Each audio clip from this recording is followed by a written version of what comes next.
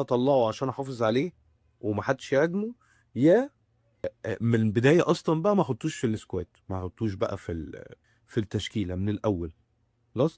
طيب انا برضو كمدير فني ليه طلعت بن شرقي امبارح؟ هو بن شرقي اتصاب ولا حاجه؟ الوحيد اللي كان تقريبا عامل يعني ها ها هو ومحمد علي بن رمضان ها هنعمل حاجه. احمد زيزو انا ما شفتكش امبارح.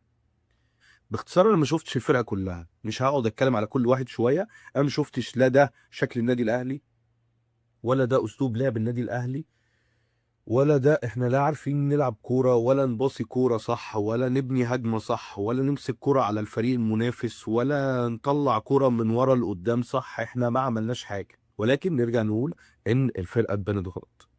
خلينا صراحه مع بعض يا جماعه. الفرقه احنا اتبنت غلط، ونيجي بعد ده كله نحاسب الشناوي لوحده؟ لا، الشناوي مش هيتحاسب لوحده المره دي، كلهم هيتحاسبوا. بجد انتوا مش لعيبه على قدر من المسؤوليه.